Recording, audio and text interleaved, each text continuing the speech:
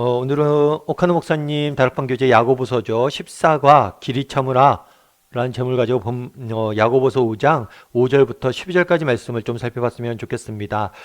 마음의 문을 열매를 같이 한번 읽어볼까요? 같이 읽도록 하겠습니다. 세상은 왜 이렇게 요지경일까? 의롭고 경건하게 살려고 하는 자는 압제와 고통을 당하기 쉽고 그 대신 하나님을 무시하고 제멋대로 사는 자들은 형통한 경우가 너무나 많으니 말이다. 전쟁은 끝났지만 질서가 잡히지 않은 피점령국처럼 이 세상 도처에는 하나님의 법이 제대로 서지 못하고 있는 것을 본다. 이런 환경 속에서 성도는 자주 부당한 대우를 받으며 억울한 말을 듣게 된다. 이럴 경우 성도가 어떻게 대처해야 하는지 이 시간 함께 살펴보자. 네, 오늘은 무엇을 배우게 될까요? 오늘은 이 땅에서 우리가 어떻게 살아야 될지에 대해 좀 살펴보게 될 거예요. 특별히 오늘 보면 이렇게 되어 있죠. 의롭고 경건하게 살려고 하는 자는 압제와 고통을 당하기 쉽다. 우리는 예수를 믿고 또 믿음을 가지고 또 정직히 기도하고 하나님 앞에 선하게 살려고 노력하다 보면 만사가 형통할 거라고 생각하기 쉬워요. 근데 그렇지가 않습니다. 이 땅을 살다 보면 우리는 부득이하게 좀 고난과 역경을 만날 때도 있고 부득이한 압제와 또 억압을 경험할 때도 있어요. 그렇다면 왜 그렇게 될까요? 그 이유는 아직 이 땅엔 뭐가 존재하기 때문이에요? 악이 존재하기 때문이에요. 아직 이 세상에 악은 완전히 종식된 게 아닙니다. 이 세상은 여전히 악이 존재할 뿐만 아니라 악이 지배하는 그리고 악인들이 계속해서 활동하는 그런 세상이기 때문이에요. 그럼 우리는 가끔 그런 생각을 들 수가 있죠. 왜 하나님께서 이렇게 악인들을 가만히 두실까? 악인들을 왜 다 없애지 않을까? 이런 고민들이 들 때가 있습니다. 그런데 우리가 한 가지 기억할 게 있어요. 정말 악인들을 하나님께서 이렇게 가만히 두시고 바로 이렇게 멸하지 않는 이유는 뭐냐면 기다리시는 거예요. 정말 그들이 회개하고 돌아올 때까지 기다리시는 거예요. 만약에 어떤 신학자가 그러더라고요. 만약에 여러분 오늘 밤이라도 하나님께서 우주에 있는 모든 악을 없애기로 결단했다고 가정해 보세요. 내가 오늘 밤에 모든 악인들을 다 없앨 것이다 라고 가정했다고 가정해 보세요. 그러면 다음 주에 우리가 다시 만날 수 있을까요? 우리 중에 정말 그 하나님의 심판을 이겨낼 수 있는 사람 몇 명이 될까요? 사실 우리가 잘 기억해야 돼요. 왜 악인들을 이렇게 가만히 두느냐? 왜 세상의 악을 다 없애지 않느냐? 왜냐하면 우리도 그 중에 하나일 수 있고 그 악인들마저도 돌아오길 기다리시는 하나님의 마음을 우리가 헤아려야 된다는 거죠. 그런데 아무튼 우리가 이 땅을 살다 보면 이 세상에 여전히 악하고 악인들이 많기 때문에 우리가 예수님을 믿고 정직히 살려다 보면 부득이하게 압제와 고통, 억압과 역경을 당할 때가 있어요. 그러면 이렇게 억울한 일을 당할 때 우리가 어떻게 대처해야 되는지에 대해서 이 시간 우리가 함께 배워봤으면 좋겠습니다. 우리 말씀의 씨를 뿌리며를 같이 한번 읽어볼까요? 같이 읽도록 하겠습니다. 먼저 1번 문제 같이 읽도록 하겠습니다. 오늘 본문 중 형제들아 라는 말이 몇 번 나오는가? 이는 누구를 지칭하는 것이며 왜 이렇게 여러 번에 걸쳐 사용하고 있다고 생각하는가? 본문에 보면 우리 본문이 오늘 다 읽진 않았지만 7절에 이렇게 돼 있어요. 형제들아, 그러므로 형제들아 주께서 9절에는 뭐라고 됐죠? 형제들아 서로 원망하지 말자. 10절에는 형제들아 주의 이름으로 말한, 또 12절에는 내 형제들아 이렇게 이야기하고 있어요. 그러니까 이 형제들은 누굴 의미할까요? 이거는 야고보가 이 편지를 쓰고 있는 성도들이겠죠. 대상인. 믿는 성도들을 대상으로 쓴 편지예요. 그런데 왜 성도들이라고 표현하지 않고 형제들아 표현했을까요? 게다가 이 형제들이라는 표현을 반복해서 쓰고 있습니다. 그래서 오늘 본문에 보면 본문이 그렇게 길지 않잖아요. 이 짧은 구절에 두 번에 한 번꼴로 2절에 한 번꼴로 계속해서 형제란 말이 등장하는 모습들을 보게 됩니다. 그렇다면 왜 이렇게 반복해서 형제들이라고 이야기하냐는 거예요. 아마 이렇게 이야기한 것은 그만큼 이들을 향한 애정이 담겨져 있는 것 같아요. 성도라고 표현하면 조금 더 공식적인 입장이겠죠. 그런데 형제라고 표현하면 그만큼 친밀감이 느껴지잖아요. 이들에 대한 애정들 때문에 그런 것이 아닐까. 특별히 뒤에도 다루겠지만 그 당시 야고보의 편지를 받고 있는 성도들은 많은 고난과 핍박 가운데 있었어요. 그래서 이들을 위로하고 이들을 정말 염려하고 걱정하는 그런 마음에서 이 애정을 담아서 친밀함을 우리가 느낄 수가 있는 거죠. 또 한 가지 형제들아 라고 표현한 이유는 뭘까요? 그것은 뭐냐면 같은 위치에 있다는 거예요.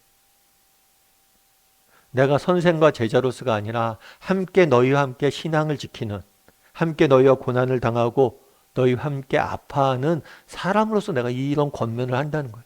뒤에 이제 여러 가지 권면들을 하게 되는데 이게 단순히 멀리서 내가 선생으로서 누굴 가리키는 차원의 이야기가 아니에요. 정말 같은 높이에서 같이 서로를 바라보면서 함께 이 일들을 해가자는 것. 그래서 형제들아 라는 표현이 강조되고 있는 모습들을 보게 됩니다. 우리 2번 문제 같이 한번 읽어볼까요? 야고보는 지금 네 가지 중요한 명령을 하고 있다. 그것은 무엇인가? 형제들아 라고 이야기를 하면서 중요한 명령 네 가지를 내요. 권면이겠죠. 뭐가냐면 첫 번째는 그거예요. 길이 참으라 라는 거죠. 인내하라는 거예요. 인내하라. 그리고 두 번째는 뭐예요? 길이 참고 마음을 굳게 하라. 마음을 강하게 하라는 거죠. 마음을 정말 흔들리지 말고 절망에 빠지지 말고 굳게 마음을 굳게 하라는 굳게. 그리고 또 형제들아 서로 원망하지 말라는 거예요. 원망하거나 불평하지 말라는 것. 그리고 네 번째는 뭐냐면 12절에 내 형제들아 무엇보다도 맹세하지 말지니 맹세하지 말라. 이거는 뭐냐면 네 번째는 거짓 맹세하지 말라는 것. 이 네 가지 권면을 했는데 이 네 가지에 대해서 우리가 앞으로 오늘 과에서는 자세히 살펴볼 겁니다. 그러면 이런 권면을 하게 돼, 이런 네 가지 명령을 하게 된 배경이 있어요. 그 배경이 뭐냐는 거예요. 우리 3번 문제 같이 한번 읽어볼까요? 이런 권면은 우리가 어떤 형편에 처했을 때 필요한가? 7절의 그러므로와 1절에서 6절의 내용을 참고하여 생각해보라. 그러니까 뭐냐면 오늘 우리가 본문 7절부터 시작을 해요. 근데 7절을 뭐라고 시작하냐면 그러므로라고 시작을 합니다. 그러므로는 뭐냐면 인과관계죠. 그러니까 원인과 결과, 인과관계를 나타낼 때 쓰는 거예요. 그러니까 앞절과 연관해서 읽어야 된다는 거죠. 그럼 앞절에서 무슨 내용이 있었을까? 그럼 1절에서부터 6절까지 내용이 어떤 내용이었을까요? 이 내용은 뭐냐면 악인들에 대한 이야기예요. 특별히 악한 부자들. 이 악인들이 가난하고 사회적으로 지위가 낮은 사람들을 억압하고 뭐라는 거예요? 착취하는 거예요. 이 약자들을 억압하고 착취하는 악한 부자들, 악인들에 대한 경고, 그리고 심판에 대한 하나님이 경고를 1절부터 6절까지 이야기해요. 이 악한 사람들은 너희가 어떻게 그렇게 악할 수 있느냐? 어떻게 그렇게 사람들 착취하고 억압하고 사람들에게 나쁜 일을 할 수 있느냐? 라고 경고하고 그 다음에 7절을 이야기하거든요. 다르게 말하면 1절부터 6절까지가 이 악인들에 대한 경고라면 이 악인들로부터 억압과 착취를 받고 있는 그 대상인 정말 약한 사회적 지위가 약한 그리스도인들, 이 악인들의 괴롭힘을 받고 있는 그리스도인들에게 지금 권면하고 있는 거예요. 그런데 실제로 그 당시에 초대교회 당시에는 예수 그리스도를 믿는 사람들이 주로 누구였냐면 여자나 그리고 종, 노예 이런 사람들이 많았어요. 물론 이 종이나 노예는 영원한 종이나 노예가 아니에요. 경제적인 문제나 딴 문제로 인해서 한시적으로 종돼서 다른 사람들의 집에 가서 정말 일하는 그런 사람들이 많았어요. 그러니까 하층민이었어요, 대부분. 그러다 보니까 이 하층민들이 뭐예요? 이 악한 부자들, 그러니까 지위가 높은 사람들로부터 끊임없이 억압과 착취를 받았던 거예요. 그래서 많은 그리스도인들이 이 과정 속에서 고난을 당하고 있었던 거죠. 그리고 심지어 초대교회 때는 믿는 사람들에 대한 핍박이 굉장히 많았어요. 그러니까 로마 시내에 화재가 난 적이 있었거든요. 이 화재가 나니까 사람들의 분노가 끓잖아요. 그 대상을 누구에게 돌렸냐면 기독교인에게 돌렸어요. 그래갖고 기독교인들을 엄청 탄압하게 됐거든요. 그리고 막 기독교인들에서 온갖 음해를 하고 온갖 거짓 소문들 퍼뜨리고 너무나 많은 핍박이 있었어요. 그런 핍박과 어려움을 당하고 있었기 때문에 그들에 대해서 권면하는 거죠. 이런 핍박과 어려움들이 있을 때 어떻게 해야 되는지. 우리 4번 문제 같이 한번 읽어볼까요? 당신은 당신보다 힘이 강한 자나 재력을 가진 자로부터 부당한 대우를 받아본 일이 있는가? 직장이나 거래처 그리고 이웃 사이에서 경험한 일이 있다면 이야기해보라. 네. 여러분 이런 부당한 대우를 받아본 적이 있는지 한번 이야기를 나눠봤으면 좋겠어요. 사실 이런 경우들이 많죠. 사실 뭐 직장 내에서나 또 세상 살아가다 보면 힘 있는 사람들, 권력을 가진 사람들, 힘 있고 권력 있는 사람들이 정말 겸손하고 이러면 좋은데 그렇지 않은 사람도 많잖아요. 그래서 자기의 부당한 지위를 이용해서 다른 사람들에게 부상한 이야기를 한다거나 뭐 인격적으로 모독을 주다거나 뭐 그렇게 부당하게 처신하는 분들이 많을 거예요. 그런데 요즘은 그런 것도 있는 것 같아요. 이렇게 힘 있는 상사뿐만 아니라 그런 것도 있죠. 예를 들어서 그런 게 있다고 그러더라고요. 요즘 쿠팡 같은 거 배달 있잖아요. 그런 거 배달시키다 보면 그런 주인한테 그런 이야기를 온대요. 음식을 딱 시켜요. 그럼 음식이 온 다음에 전화가 와요.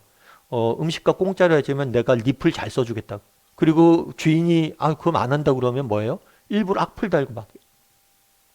그럼 또 이거 굉장히 부당한 거죠. 그러니까 리플이라는 제도가 이렇게 이걸 정직하게 평가해서 많은 사람들에게 서로에게 도움 주라고 한 건데 이런 걸 악용해서 뭐 주인들에게 뭔가를 뜯어내려고 한다거나 악용해서 뭘 한다거나 이런 경우들이 있다라고 그러더라고요. 그리고 요즘은 뭐 그런 경우들도 많죠. 지난번 작년에 문제가 됐던 게 사실 저희 때는 선생님들이 조금 뭐라고 그럴까? 약간 저희 가끔 그런 생각을 해요. 그러니까 과거에는 저희 때는 선생님들이 굉장히 뭐 매도 많이 들고 또 되게 많이 우린 맞고 자랐죠. 근데 요즘은 학교 폭력에 그런 게 없잖아요. 그런데 오히려 요즘은 선생님들이 학부모들이나 뭐 이런 사람들에게 괴롭힘을 당하는 경우들이 있죠. 그래서 심지어 자살까지 하는 경우들도 있고. 그래서 선생님들 인권에 대해서도 얘기가 많잖아요. 그러니까 사실은 되게 보면 우리 사회 전반에 걸쳐서 정말 약자도 때로는 뭐 강자에 대해서 약강이라고 구분하기 좀 어렵지만 아무튼 학생이 막 선생님들을 부당하게 대하거나 이런 경우들도 많고 우리 사회에 정말 이렇게 부당한 대우가 많은 경우들이 정말 많은 거죠. 그러니까 내가 학부모예요. 어쩌면 학부모 입장에서는 뭐 갑인 것처럼 막 선생님들에 대해서 부당하게 이야기하거나 이런 경우들도 많고. 그러니까 우리 사회가 점점 이런 조금만 내가 힘이 있다 그러면 뭐예요? 다른 사람들에 대해서 정말 이렇게 부당하게 대하는 경우들이 많다는 거. 그러니까 한번 이야기를 나눠보자는 거죠. 우리 주변에 이런 일들이 없었는지. 그리고 여러분 실상 여러분 뭐 직장이나 거래처나 이웃과의 관계 속에서 이런 경험들을 한 적이 많을 거예요. 한번 쭉 나눠보세요. 그러면 우리가 이런 대우를 받을 때 어떻게 대처해야 되냐는 거예요. 우리 5번 문제 같이 한번 읽어볼까요? 부당한 대우를 받아 억울할 때 우리가 무엇보다 먼저 해야 할 것은 무엇인가? 네, 7절 말씀도 같이 한번 읽어볼까요? 그러므로 형제들아 주께서 강림하시기까지 길이 참으라. 보라 농부가 땅에서 나는 귀한 열매를 바라고 길이 참아 이른 비와 늦은 비를 기다리나니. 네, 먼저 해야 될 것은 뭐냐면 인내하라는 게 인내. 참으라는 거죠. 그러면 왜 참으라 그럴까요? 참아야 되는 이유는 뭘까요? 우리가 참아야 되는 이유는 뭐냐면 성경에는 이렇게 됐죠. 주께서 강림하실 때까지 참으라. 예수님이 다시 오실 때까지 너희가 참아야 된다라고 이야기를 합니다. 왜냐하면 우리가 인내해야 되는 이유는 뭐냐면 첫 번째로는 하나님이 계시기 때문이에요. 하나님께서 정말 이 모든 일의 주권자 되신 하나님께서 모든 일을 뭐 할 거예요? 바로 잡아 주실 거예요. 우리는 이걸 알아요. 하나님께서 모든 것을 바로 잡아 주실 것이다. 정말 하나님께서 악인들에 대해서 악인들에 걸맞는 심판을 하실 것이고 정말 믿음을 갖고 참고 인내하는 우리들에 대해서 반드시 우리의 억울함들을 하나님께서 풀어주실 것이다. 이런 믿음이 있기 때문에 뭐라는 거예요? 우리가 참는 거죠. 그래서 여러분 정말 우리가 인내할 수 있어야 될 것 같아요. 정말 억울함들이 있을 때 왜요? 우린 믿음이 있잖아요. 하나님께서 이 모든 억울함들을 뭐예요? 다 풀어줄 거라는 믿음이 있기 때문에 정말 우리가 인내하고 참을 수 있어야 될 것 같아요. 아까 뭐 직장생활 이야기도 하고 그랬는데 우리가 이제 그런 생각을 하잖아요. 직장생활도 우리 동기들 중에서 그래요. 막 좀 첫 직장이 조금 힘든 직장에 들어간 친구들이 좀 있어요. 근데 그 친구들이 나중에 그런 얘기 하더라고요. 야, 처음에 직장생활 할 때 너무 힘들어서 어려웠는데 나중에 그 직장을 뭐 평생 다닐 건 아니잖아요. 이직을 하잖아요. 이직을 해보니까 야, 첫 직장이 좀 어려운 것도 괜찮더라. 왜냐하면 첫 직장이 어렵다 보니까 딴 직장 가서는 그냥 너무 잘 적응하던 거예요. 편하게 너무 다닌다. 그러면서 너무 첫 직장을 좋은 직장을 다니다 보면 나중에는 조금만 힘들어도 못 다니게 되더라. 그런 이야기를 하더라고요.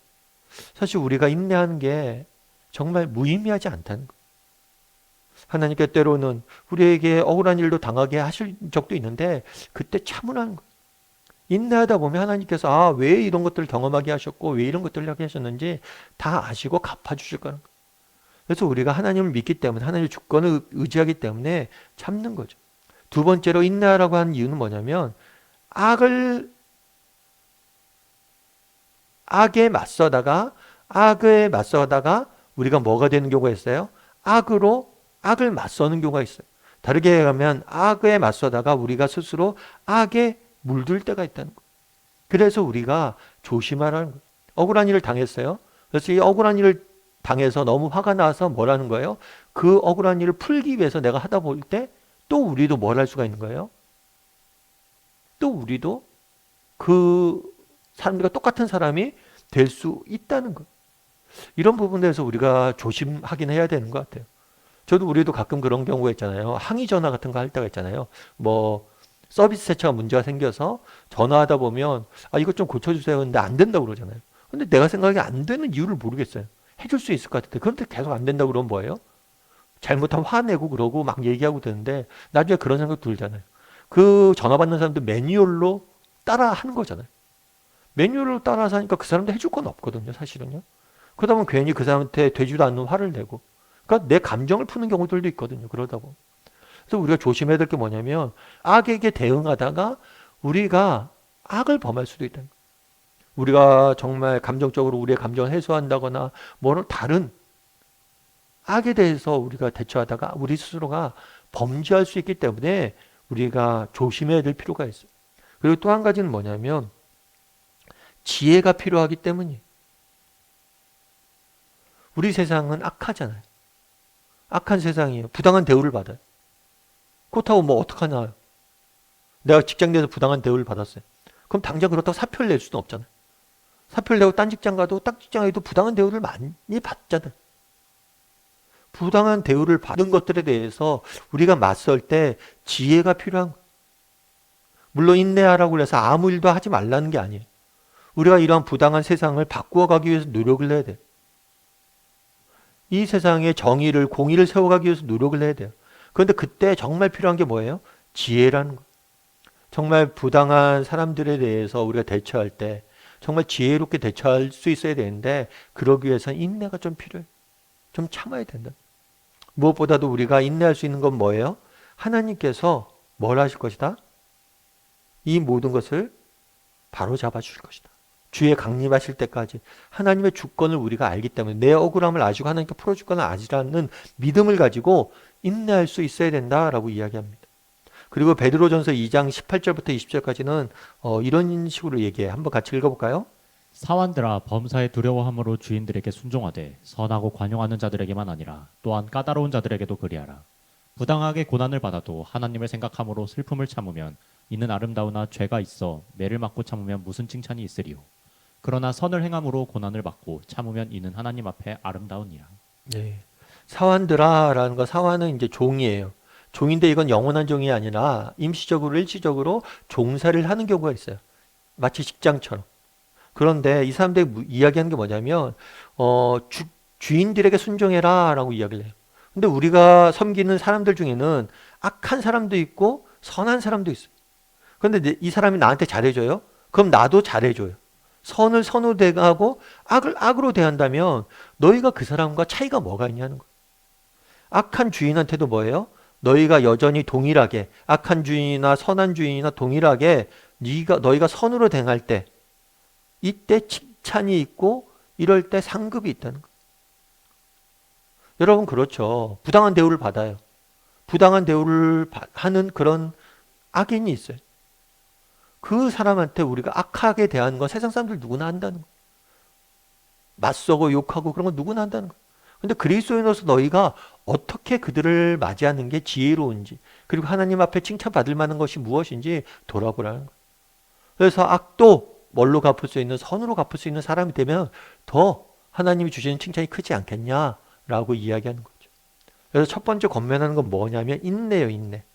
이 부분에서 제가 말씀드렸는데 여러분들이 한번 다락방에 나눠보세요. 왜 인내해야 되는지 왜 성경은 길이 참으라고 이야기하는지 한번 여러분이 나눠보세요. 정말 왜 인내해야 된다고 생각하는지 왜 길이 참으라고 이야기하는지. 물론 그러다 그럴 수도 있겠죠. 그런데 나는 인내하는 건 아닌 것 같아요. 그래도 괜찮아요. 그러니까 한번 나눠보세요. 정말 인내가 필요한지 안 한지. 우리 6번 문제 같이 한번 읽어볼까요? 인내할 때마다 누구를 표본으로 삼으라고 했는가? 그리고 그 이유는 무엇인가? 네. 여기 보면 농부의 이야기를 들어요. 농부는 그러잖아요. 이른 비와 늦은 비를 기다리나니. 그래서 우리가 이제 농사를 지을 때 비가 필요하잖아요. 비가 필요한데 여러분, 비가 매일 내리면 농사를 지을 수 있습니까? 아니에요. 비가 내려야 될 때가 있어요. 그래서 이른 비, 그러니까 모종을 할 때 물이 많이 필요할 때가 있죠. 그리고 늦은 비, 수확하기 전에 비가 많이 와야지 열매가 많이 자라거든요. 그때 수확 전에 때가 있어요. 계속 비가 오면 안 돼요. 때에 맞는 비가 와야 돼요. 그런데 때에 맞는 비를 농부가 오게 할 수 있나요? 이건 농부의 권한 밖이에요. 이걸 오게 하시는 분은 누구예요? 하나님이에요. 그럼 농부는 뭘 하나요? 손 놓고 앉아서 비를 기다리나요? 아니에요. 농부도 씨 뿌리고 농사를 짓죠. 노력을 해요. 그러니까 길이 참는다는 건 뭐냐면 단순히 아무것도 안 하고 참기만 한다는 게 아니에요. 우리가 노력을 하되 정말 부당한 대우가 있으면 지혜롭게 그것들을 피하기도 하고 또 부당한 대우를 받으면 지혜롭게 그것들을 고쳐나가기 위해서 노력도 해야 되는데 정말 우리가 기억할 건 뭐냐면 우리가 모든 것을 다 할 수는 없어요. 하나님의 때, 하나님의 도우심이 필요하고 하나님이 때에 맞는 비를 주셔야지 모든 것이 가능해지는 거예요. 그래서 농부의 비를 비는 거예요. 농부가 열심히 노력하지만 결국 비를 기다리는 거 아니야. 비가 올 때까지 인내하는 거 아니야. 너희도 인내하는 거야. 너희가 노력을 할 때 그게 열매로 맺어질 때 언제 열매 맺어질지 모르잖아요. 악한 세상을 선하게 바꾸기 위해서 노력을 합니다. 그런데 그게 언제 될지 모르잖아요. 그럼에도 불구하고 끝까지 하나님께서 이루어질 걸 믿고 끝까지 참고 기다리는 거예요. 그래서 농부의 비유를 듭니다. 또 비유를 드는 게 있어요. 11절 말씀 같이 한번 읽어볼까요? 보라, 인내하는 자를 우리가 복되다 하나니 너희가 욥의 인내를 들었고 주께서 주신 결말을 보았거니와 주는 가장 자비하시고 긍휼히 여기시는 이시니라. 네, 욥의 인내를 보았다라고 이야기하죠. 욥 같은 경우에는 구약 성경에서 나오는 가장 어쩌면 인내의 대명사라고 할 수가 있죠. 욥은 아무 잘못이 없어요. 아무 잘못이 없는데 어떻게 됩니까? 부당한 고난과 역경에 처하게 되죠.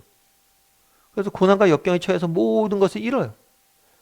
그럼에도 불구하고 그가 인내하고 믿음을 지키니까 하나님께서 그의 인생을 다 회복시켜 주셨잖아요. 우리도 마찬가지예요. 그러니까 욥은 대표적으로 누구냐면 의인이 받는 고난을 대표하는 사람이에요. 그러니까 우리가 의롭게 살려고 해도 우리가 선하게 살려고 해도 우리가 뭐예요? 고난을 당할 수 있다는 거예요. 그럴 때 뭘 하라는 거예요? 욥처럼 인내할 수 있어야 된다. 하나님의 주권을 인정을 하고 하나님의 일하심을 기다릴 줄 알아야 된다. 그러면 하나님께서 반드시 뭐예요? 주께서 주신 결말을 너희가 보지 않았냐? 이 모든 것을 회복시켜 주실 거라. 그래서 우리가 그런 믿음을 가지고 조금 기다릴 필요가 있다는 거죠. 우리 7번 문제 같이 한번 읽어볼까요? 당신은 억울할 때 얼마나 인내할 수 있는가? 길이 참으라는 말씀에 비추어 볼 때 당신의 길이는 어느 정도인가? 네, 재밌죠 표현이. 예, 길이 참으라 이게 한국적인 표현인데 한국적인 표현을 문제를 만든 거예요. 길이 참으라 할 때 당신의 길이는 어느 정도인가? 여러분들은 얼마나 인내할 수 있는 사람이에요? 그러니까 이게 추상적으로 얘기하면 어려우니까 당신의 길이는 어느 정도인가? 라고 이야기를 했죠. 여러분 어느 정도 참을 수 있는 사람이에요?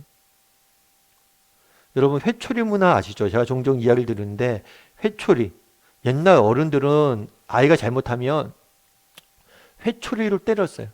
근데 재밌는 건 뭐냐면 이 회초리를 뭐라고 표현하냐면 얘야 회초리 가져오라고 그래요. 그럼 왜 회초리를 가져오라고 그랬을까요? 이 가져오려면 시간이 걸리잖아요. 이 시간 동안 아이는 회초리를 가져오면서 반성을 하는 거예요. 그리고 부모는 뭐예요? 이 회초리를 가져오는 시간을 통해서 자신의 감정을 뭐예요? 컨트롤하는 거예요. 회초리를 바로 옆에다 두고 바로 매질하지 않아요. 왜냐하면 그러면 감정으로 때릴 수 있으니까. 다르게 얘기하면 이 시간을 벌면서 인내하는 거예요. 어떤 분노가 생겼어요. 바로 풀지 않고 그 짧은 시간이라도 인내하는 거예요. 그러다 보면 회초리를 가져오는 시간 속에서 반성하고 자신의 감정 컨트롤하다 보면 무엇이 잘못됐는지 바로 잡을 수 있는 거죠. 이 시간이 얼마나 되겠어요? 회초리 가져오는 시간이. 1분이 될까요? 그런데 이 1분을 참음으로 인해서 관계가 회복될 수 있다는 거예요. 당신의 길은 어떤가? 정말 우리가 1분이라도 참을 수 있는 사람.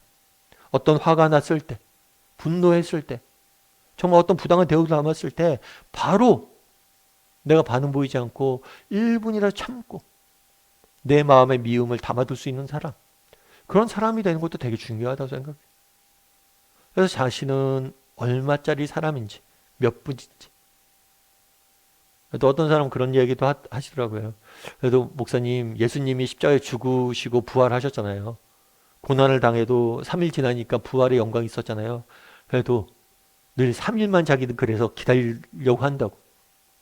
무슨 일이 있든지 3일은 최소한 기다리려고 한다고. 그 사람의 인내의 길이는 뭐예요? 3일이죠. 이것도 좋죠. 여러분 정말 무엇이든지 3일만 기다려보세요. 아무리 분노하고 화나는 일이 있어도 3일만 기다려보세요. 그럼 또 변화가 일어날 수 있는 거예요. 물론 우리 중에는 그런 분들도 있습니다. 정말 오래 참았는데 참 문제가 여전히 꼬여가고 해결되지 않는 경우들도 있어요. 그럼에도 불구하고 우리가 기억할 것이 있어요. 뭐냐면 정말 우리 하나님이 강림하실 것이다. 주님이 오실 것이다. 반드시 이 모든 것을 회복시켜 주시고 바로 잡아주실 거예요. 그리고 아까 얘기했잖아요. 야, 어떤 사람은 부당한 주인 밑에서 있습니다. 어떤 사람은 정말 좋은 주인 밑에서 일합니다. 그런데 나중에 칭찬받을 건 부당한 주인 밑에 있는 너희가 아니겠느냐. 신앙생활을 합니다. 똑같이 뭐 평범하게 그러니까 정말 모든 것이 안락하게 신앙생활 한 사람과 정말 고난과 고생 중에 신앙생활 한 사람과 누가 더 큰 칭찬을 듣겠냐는 거예요. 우리가 다 알 수는 없어요. 하지만 내가 왜 부당한 이런 상사를 만나게 되는지 알 수는 없지만 하나님께서 바로 잡아주실 것이고 우리가 끝까지 인내하면 더 큰 칭찬을 주실 거예요. 그건 분명하다는 거죠. 8번 문제 같이 한번 읽어볼까요? 오래 참지 못하였을 때 우리는 어떤 손해를 보게 되는가? 예, 한번 이야기를 나눠보세요. 우리가 가끔 그런 후에 하는 경우가 있잖아요. 아, 내가 좀 더 그때 참을 걸. 뭐 예를 들어서 직장을 이직해도 아, 그때 그 직장에 좀 더 내가 있었어야 되는데. 그때 뭐 부모님한테 혼날 때도 애들도 아, 그때 내가 조금 더 가만히 참을 걸. 또 자녀들이 우리를 화나게 했을 때도 아, 그때 조금 더 인내할 걸. 이런 후회를 많이 하잖아요. 그래서 한번 이야기를 나눠보세요. 정말 이렇게 참지 못해서 손해본 것들이 없는지, 인내하지 못해서. 그래서 참, 인내. 이걸 좀 많이 배웠으면 좋겠어요. 저도 이제, 제가 이제 어렸을 땐 저도 이제 저희 어머님이 경상도 사람이고, 저도 이제 어렸을 때 경상도 부산에 있어서 저도 한 성격 했던 사람입니다. 그래서 늘 뭐예요? 화를 좀 잘 냈던 것 같아요, 예전에는. 물론 지금은 그렇죠. 근데 그래서 되게 후회를 많이 했어요. 아, 내가 좀 더 참고 그럴 걸. 그래서 저희 이제 가족이나 뭐 이렇게 사람들과 대할 때. 그래서 여러분들도 정말 이런 부분들 누군가의 화를 내면 결국 그러잖아요. 결국 이렇게 화를 내고 그러면 서로 감정에 상처가 있잖아요. 그래서 여러분들 정말 인내하지 못해서 서로에게 상처 줬던 적이 없는지 혹은 또 내가 상처 입은 적은 없는지 결국 인내하지 못하면 가장 상처받는 건 알 수 있어요. 그래서 한번 이런 것들을 각자 이야기를 좀 나눠보세요. 참지 못해서 후회했던 적이 없는지. 우리 9번 문제 같이 한번 읽어볼까요? 오래 참으려고 하면 두 가지 사실을 명심해야 한다. 하나는 긍정적인 것이고 다른 하나는 부정적인 것이다. 그것은 무엇인가? 8절과 9절 말씀도 같이 한번 읽어볼까요? 너희도 길이 참고 마음을 굳건하게 하라. 주의 강림이 가까우니라. 형제들아 서로 원망하지 말라. 그리하여 심판을 면하리라. 보라 심판주가 문 밖에 서 계시니라. 뭐냐면 길이 참고 마음을 굳건하게 하라. 마음을 강하게 하라는 거예요. 부당한 일을 당하면 어때요? 우리 마음이. 어려운 일을 당하면 우리 마음이 어때요? 흔들리죠. 정말 믿음이 흔들리죠. 마음이 흔들리고 때로는 절망에 빠질 때도 있고 때로는 모든 것을 포기하고 싶을 때도 있고 자포자기하기도 쉽고 여러 가지 마음이 많이 흔들린다는 거예요. 그래서 너희가 마음을 굳건하게 하라는 거예요. 왜냐하면 마음이 무너지면 다 무너져요. 그래서 너희가 좌절하지 말고 정말 흔들리지 말고 마음을 굳건하게 하라는 거예요. 그럼 여러분 어떻게 하면 마음을 굳건하게 할 수 있을까요? 우리의 마음을 어떻게 하면 굳건하게 할 수 있을까요? 여러분 한번 생각해 보세요. 마음을 굳건하게 한다. 강하게 한다. 마음을 강하게 먹어요. 그렇죠. 이 상식적으로 생각해 보면 마음이 무너지면 다 무너지잖아요. 그 마음을 강하게 먹어야 돼요. 그럼 마음을 어떻게 강하게 먹을 수 있을까요? 결국에 이건 뭐냐면 하나님과의 교제예요. 여러분 이번 주부터 우리가 기도의 21일도 하는데 여러분 하나님과 우리가 기도하고 만나는 시간들이 있어야 돼요. 그래야지 우리 내면이 강해지는 거예요. 그래서 정말 우리 마음을 강하게 하는 방법은 강해져라 라고 해서 강해지지 않아요. 뭐예요? 정말 하나님과의 깊은 교제 관계에 들어갈 때 우리의 마음이 든든해지는 거예요. 그리고 또 한 가지 하나는 긍정적이고 부정적인 뭐예요? 서로 원망하지 말라. 우리가 고난과 역경을 당하거나 어떤 부당한 대우를 받을 때 어려운 처지에 이뤘을 때 우리에게 뭐가 생기기 쉬워요? 불평과 원망이 생기기 쉬워요. 너 때문에 이렇게 됐잖아. 그래서 막 이제 악한 세상이 이걸 되게 많이 이용을 하죠. 예를 들어서 막 군대 같은 데 가서도 그러잖아요. 야, 니네가 잘못한 건 너 이렇게 얼차려 받는 것은 네 동기 잘못 만나서 그래. 서로 원망하고 분열하고 분쟁하게 하잖아. 뿐만 아니라 우리가 이런 부당한 대우를 받으면 정말 하나님에 대한 원망도 생길 수 있고 다른 사람, 같은 동료에 대한 원망도 생길 수 있고 그런 부당한 대우를 한 사람에게도 원망도 생길 수 있고 불평도 생길 수 있고 불평과 미움이 우리 가운데 생길 수 있다는 거예요. 근데 그 부분에 대해서 너희가 뭐예요? 조심하라는 거예요. 이 불평과 미움과 원망이 생기지 않도록. 왜냐하면 왜 이런 것들을 생기지 않게 해야 될까요? 결국에 이런 것들이 생기면 더 큰 이제 관계가 파괴가 되잖아요. 그러니까 내가 어떤 부당한 대우를 받았어요. 이것도 너무 힘든데 관계가 맞춰도 다 파괴가 되는 거예요. 그래서 우리가 이 두 가지를 조심해야 된다는 거예요. 그러면 이 두 가지를 어떻게 이렇게 할 수 있을까요? 그러면서 우리가 또 한 가지 본문에서 볼 수 있는 건 뭐냐면 너희는 참고 마음을 굳건하게 하라. 주의 강림이 가까우시니라. 그리하여야 주님의 심판을 면하리라. 보라 주님이 문 밖에 서 있느니라. 이 불평과 불만을 우리에게 없앨 수 있는 방법, 그 다음에 마음을 굳건하게 하는 방법, 앞서 얘기했던 마음을 굳건하게 하는 방법은 하나님과의 교제예요. 하나님을 만나야 돼. 뿐만 아니라 하나님을 바라볼 수 있어야 돼.